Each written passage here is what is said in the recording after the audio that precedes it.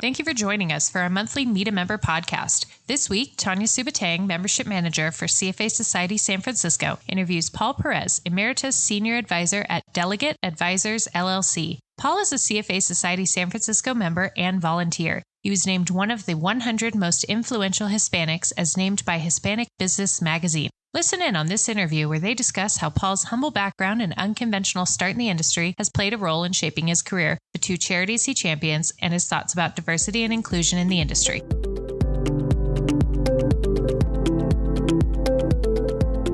For many people who don't know, you have quite an impressive career. So just this year alone, you became Emeritus with Delegate Advisors, LLC, which you've been with for 9 years.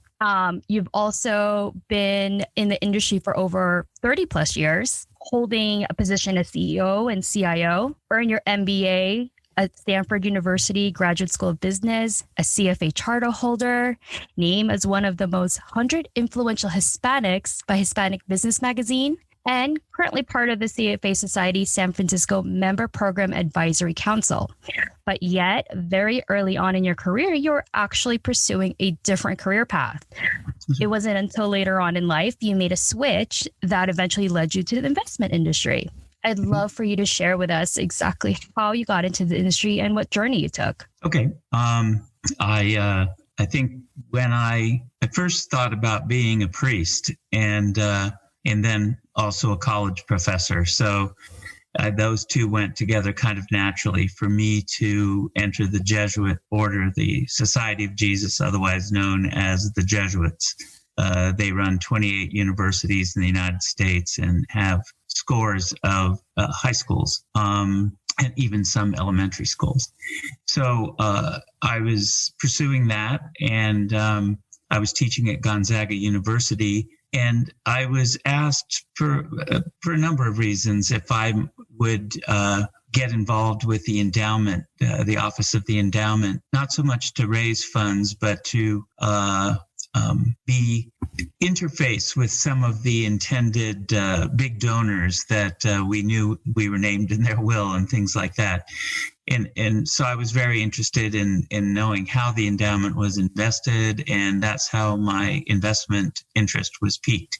And as through discernment, I came to see that I did not have a vocation to the priesthood. I left with the intention of going to a top-rated business school. And I took a path of first going into a bank training program, and then I was admitted to several business schools, and I chose Stanford. And it was there that I majored in finance. You don't major at Stanford. I emphasized finance. And I was hired both for the summer internship program between first and second year of business school. And then at the very beginning of my second year, I was given a permanent offer to commence after I graduated. And that was from Bankers Trust Company, a very, very excellent organization that was some years later acquired by Deutsche Bank. And so I was at Bankers Trust for a number of years, was recruited to Credit Suisse in their private bank.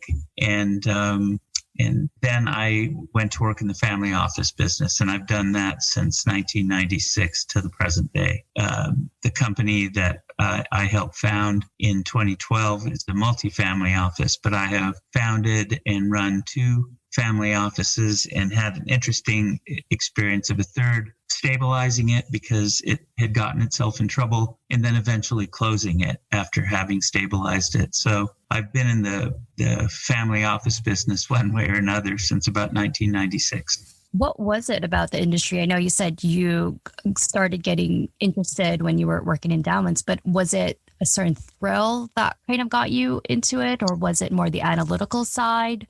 I think the analytical side was very important. Just finance in general, financial theory, or theories, I should say, they began to be interesting to me. And that sort of was reflected in the fact that I emphasized finance at business school. And I was immediately hired into an institutional investment management role at Bankers Trust. So now you've had a very different background than, say, most that kind of entered the industry. Do you think your humble background and your, beginnings at trying to pursue priesthood kind of played a role into how your career has shaped later on, whether it was through how you made decisions in business or how you conducted in business in general? Well, there's several questions in there. I think you mentioned humble backgrounds. I was raised as a very economically humble family.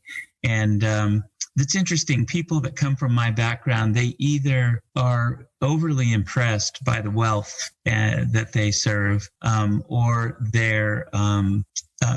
they can be, and I'd like to think I'm one of those that realize that while money is wonderful and wealth, that they aren't the most important things. And if you don't have them, wealth or you can still have a good life with good values and things. So I'd like to think I fall in the second category of not deeply impressed by wealthy people just because they're wealthy. They may impress me in other ways, but not that. So that's one thing that I think, the humble background. And you mentioned experience as a Jesuit or just more broadly as wanting to serve the truth, if you will.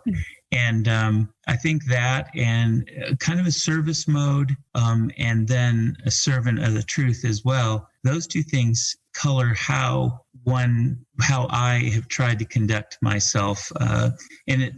And those things come in very handy if you do have a genuine fiduciary role, which I have always held.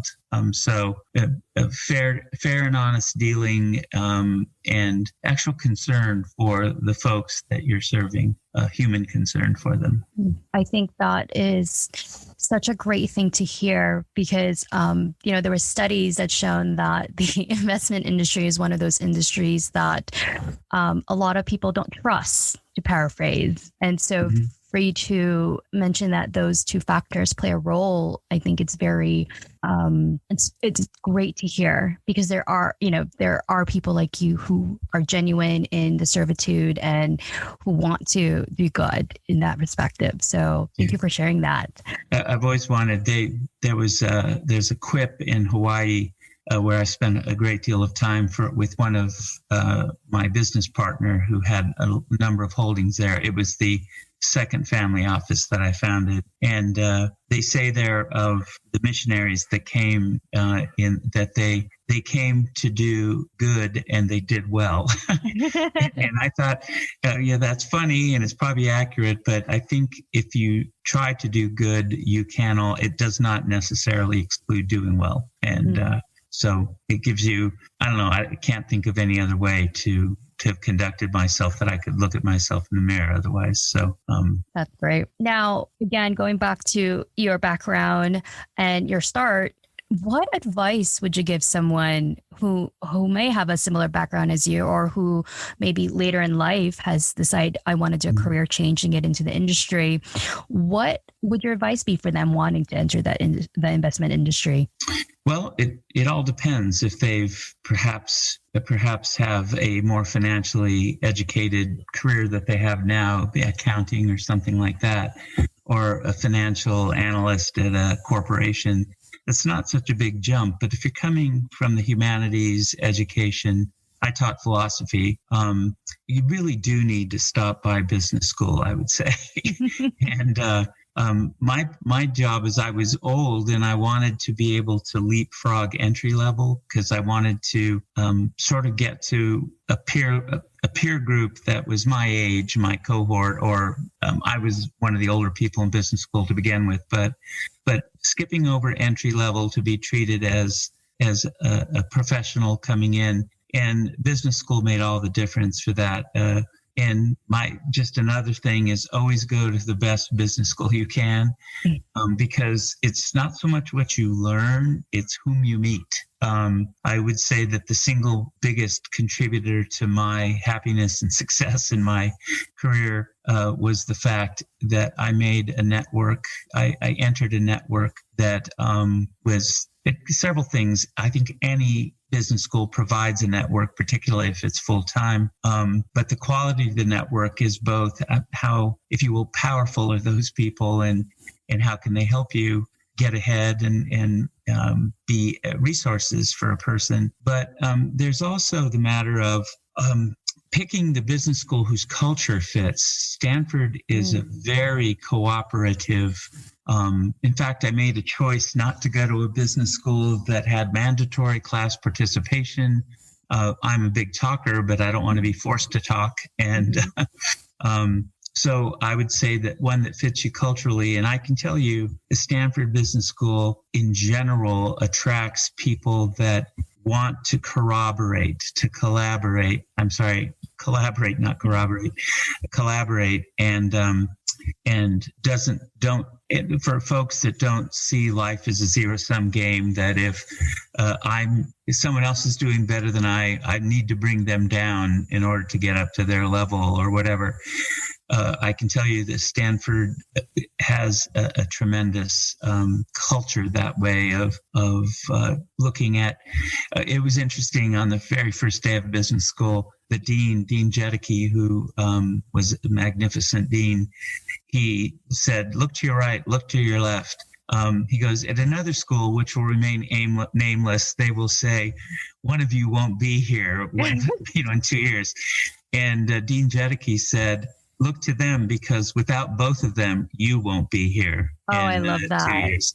And it set the tone in the school. And I don't want to be a commercial for Stanford, but so you asked me, so if you're in a career that has nothing to do with finance, but you're interested in that after your discernment is what you want to do, business school is a necessary thing, but go to the best one you can and one that fits your culture.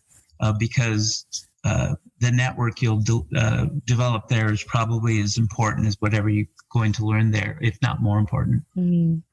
That's such a great story. And I think, you mentioning the name of the school and reputation should be second tier to making sure that you go to a school that shares the same values or, culture as you. Mm-hmm. It's a great reminder for those looking into getting their MBAs or graduate studies. Right. In our earlier conversation, you also told us you were one of the oldest, right? I was the ninth out of 320. I was ninth oldest. How somebody told me that, but over the years, it's sort of been confirmed. But Stanford was filled with very curious people, and I'm sure somebody figured it out, because the modal person was 24. The modal person had gone to a top university. Half the class came from 10 universities, and the other half came from 140 others. Wow. So one each from everybody else, but at least 10 to 15 to 20 from 10 schools. And yes, that was very interesting. But you still made great connections, even though there was that age. Yeah. And you'd be surprised, the person you think would be most haughty or something because of his or her spectacular pedigree to that time, turned out to be the nicest people usually. So that's a sweet surprise. That's great. So now we mentioned your great success in your career, but that's not the only thing that you're passionate about. Last time we spoke, you were actually part of 2 organizations that you're quite passionate about outside of work. Can you share a little bit more about that with us? Yes, one is very commonly known. It's a Catholic organization called the St. Vincent de Paul Society, and it does enormous work with the poor and the sick and the unhoused. And there's nothing that isn't helpful to others that it doesn't do. And it is organized very strictly that one can work, I guess, at the headquarters office, but it's very decentralized.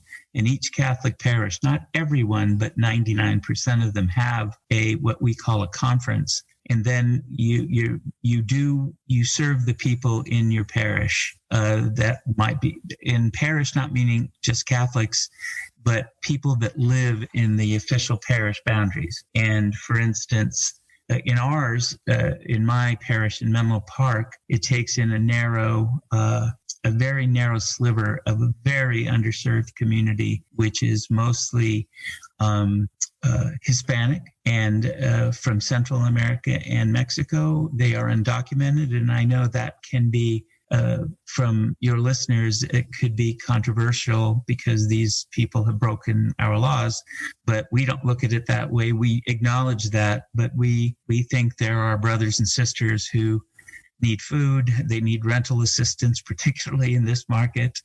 You'd be shocked at what a one-bedroom apartment costs to rent in this underserved town. And so that's one that I do. So we bring food assistance, rental assistance, and utility assistance so that their electricity isn't turned off and those sorts of things. And that's something I do during the pandemic. Many of my fellow Vincentians, we call ourselves, were elderly, even older than I, and many of them had pre-existing conditions or folks living in their homes that had compromised immune. So during the pandemic, just very few of us went from going out once or twice a month to every week. And the need was even greater. I think I mentioned to you, I used to wonder, how do 6 people live in a one-bedroom apartment? Mm-hmm. And several months into the pandemic, it was that same apartment had 12 people living in it.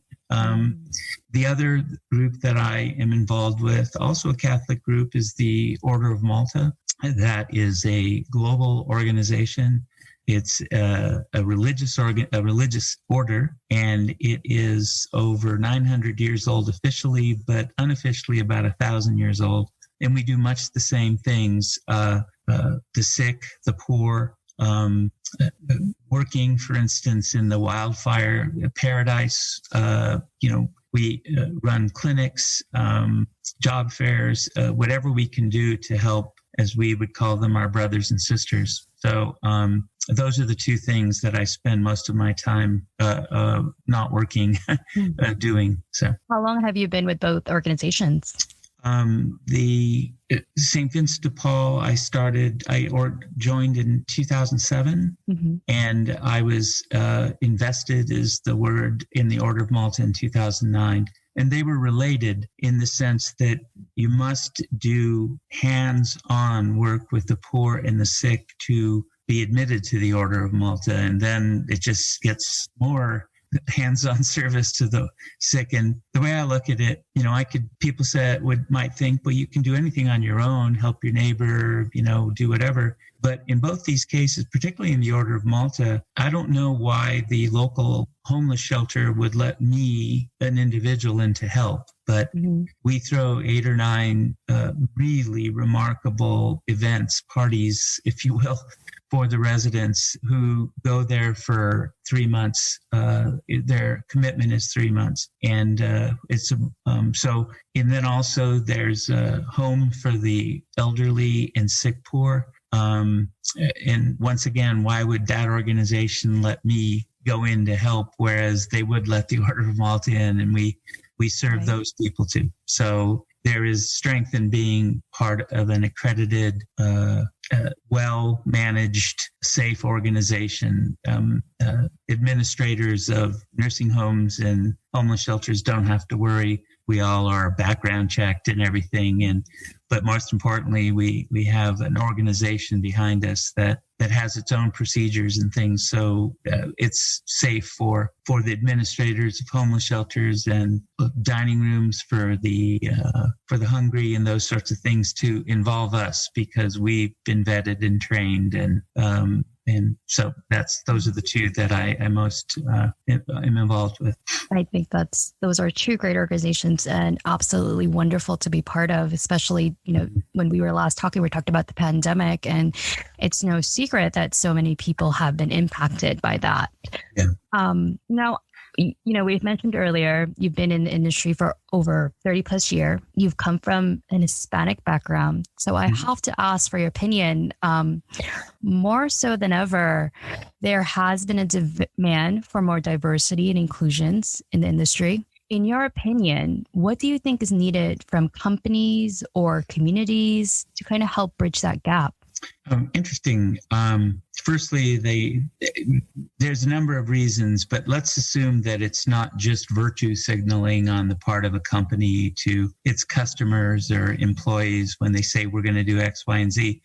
Those sorts of announcements, proclamations, and things are very important, but unless they're backed up by some sort of policy or actual efforts to achieve what you've stated you're going to achieve. So there was a phrase that was along, I think the arc has been equal opportunity employer. And when things stayed very much the same, despite real live lack of discrimination and things, there became to see that we as companies, we as law firms, we as whatever are going to have to go look if we're going to achieve this kind of diversity and inclusion. There was a phrase, affirmative action, and that didn't mean we're going to go hire unqualified people and take a job away from a qualified person. I'm sure that did happen and has, but that's not what that meant. And that it seems to me that it might be time to bring back that phrase because, so I'll give you an example. Companies tend to they regard, let's say colleges, graduate schools, or sometimes even other companies as sorting machines, which is this. Somebody got into Stanford undergrad. They're smart, so we don't even have to worry. So we're only going to go to 10 schools, and they tend to be the Ivy Leagues, Duke, Stanford, and some of the very preeminent public universities like Berkeley or Madison or UT Austin or University of North Carolina, these very elite public schools. And so they only go there, and they say because to get in there you had to be smart and you had to have shown a work ethic to get in. It's not always true because there are legacies and things, but I would say one thing that would be very important is to say it's going to cost us money and it's not going to be as efficient, but we are going to go to schools that have a higher number of people that you can tell me how you say it. It's BIPOC. I think it's BIPAC, people say. Mm-hmm. Black, Indigenous, people of color, that have a higher percentage of those sorts of people that have vital, like the organizations that form on campus for people of color, different, Latino business students or something like that. And to begin to look more broadly. And another thing that I would say, and this one is not quite so evident, I think, but it's your network. Our networks, we almost have to make conscious efforts to move beyond our networks. My network has a hunk of Stanford people in it, all of whom are smart and successful. And so I'll just go to that network, but then they'll only know, this is changing, by the way, but it's affirmatively changing. And I would say the racial reckoning of 2020 has caused that. People saying our networks are people that look a lot like us. And if they don't look like us, they're educated similarly and they're similar socioeconomic stratum as myself. And I think one needs to say, okay, I've got to expand my network by going to, like, for instance, I don't belong to it, but there is an organization of Hispanic alums. And it itself is problematic in that you have to gone to one of a few elite schools to get in. But these folks almost ipso facto would have different networks from the ones they grew up with and those sorts of things. So, but two things, to proactively increase the number of schools we might recruit from, be open to people that did not come out of elite organizations like McKinsey and things, which is wonderful, but they certainly didn't want me coming out of business school. But that has nothing to do with my color or anything. It was just that I wasn't as smart as the people that they necessarily and only take. So I would say those sorts of things, to begin to look at other schools and widen one's network and do it creatively, to look for groups that are different from one's own. And that's what I would say. and I'm involved in a diversity and inclusion with the CFA Society, the CFA Institute in the Western region of the CFA Societies of the United States. And I can tell you, the diversity and inclusion, part of what we're basing our work on is a great deal of academic work that says the more diverse the viewpoints, opinion, and life experiences of folks on a team, at least in our investment world, more diverse teams produce better investment outcomes. They just do. And I was talking to someone, one might look at me and say, the diversity you bring is your ethnicity. Actually, I think the diversity that I bring is the fact that I was poor growing up. So few people of our elite organizations and stuff grew up really poor. And so that gives one a different viewpoint. So you also think, that background kind of helps you connect, though, with somebody like a client or somebody who might have shared a similar background as well. That's a way to connect with a broader group of clients, I would assume, too. Yeah, that we have a client at the firm in which I am now an emeritus advisor. Gentleman was from a humble family in a non-metropolitan area, and he went to he was a day student at a local public university. And he ended up somehow did brilliantly enough that he ended up at Harvard Business School, that other school on the other coast, and became he was at McKinsey and then left into industry, as many of them do, and became very wealthy. I would say yes, that I could relate to him because we both went to non-selective undergraduate universities, and I wish I had done as well as he has. But I think you did great. I think my work with St. Vincent de Paul Society and the Order of Malta gives me great perspective. So when I look around and see fabulously wealthy people, I say, well, I'm doing pretty well in my comfortable home, and I eat and I don't have to, worry about other things that some of our clients and the people we serve have to worry about. I think your work in the community, it's quite impressive having had the career that you have. I'm sure it wasn't easy to always find the time. So Paul, I absolutely applaud you. And I know we're kind of hitting that mark, but before we go, I have to ask, was there anybody, or do you have somebody that inspires you and kind of helped shape how you shaped your career and your community life? When I think of, yes, and most relevantly, there were people that I admired and stuff growing up, but when I was in doctoral studies, prior to going to Stanford Business School, I didn't finish my doctorate, but I met a person there that I became very close to. He was the dean of Northeastern's Business School, and he inspired me. He mentored me. He's the one that said, the best business schools love weird backgrounds. You're going to have a weird background.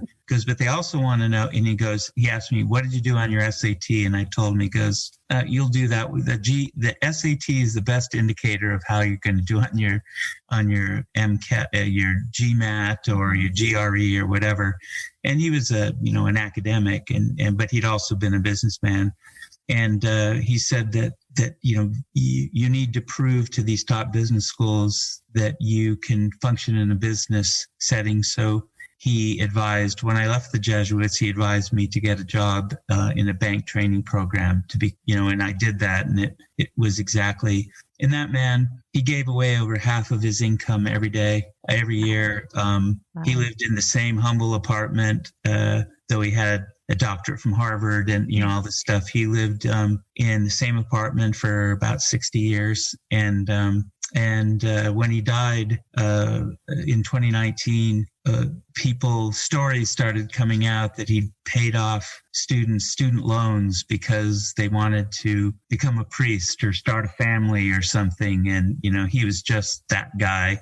So he was a great inspiration to me, and a mentor and an inspiration. And so that's one that I can just leap at right now. And I've met impressive people that we would all know their names of, like Mother Teresa or something like that. Mm-hmm. When I was a missionary in Africa, she was there opening in the worst neighborhood, certainly in Nairobi, certainly in all of Kenya, and maybe all of East Africa, or maybe all of Africa. And I remember being impressed by her. So that would be another one. So now that you have a little bit more free time, like we talked about last time, what do you think the future holds for you? What would you like to do more of? Well, it seems like at least we're going to travel more. My wife loves to travel, but I've been approached by several investment firms that have wanted to have me as an advisor or on their board or something like that. So I think I'll be pretty busy. I've been surprised by how quickly and much that those opportunities have presented themselves, but. So I'm certainly not going to be. My wife has noted in this transition period that I'm working harder and more than I have, for the last few years of my career. So, so that's what I'm thinking I'm going to be doing. That's amazing. Well, Paul, thank you so much for your time. I love talking to you. I love getting to learn more about your two organization and really your experience. Like we mentioned earlier, you have a very diverse and different backgrounds, like many who came from somewhere else and you decided to pursue a different direction. It could be very scary, first and foremost, but you clearly show us that you can, follow your heart in a sense. And, you were able to be very successful in your career, but also find time for your community. And I think that's an amazing, amazing message. So thank you. Thank you for joining me today. Well, thank you for your interest. Thanks so much. Thank you for listening to this week's Meet a Member segment, and many thanks to Paul Perez for his inspiring story. Please stay tuned for more Meet a Member interviews featured every fourth Tuesday in our weekly newsletters and through our podcast channel, available through most major podcast apps.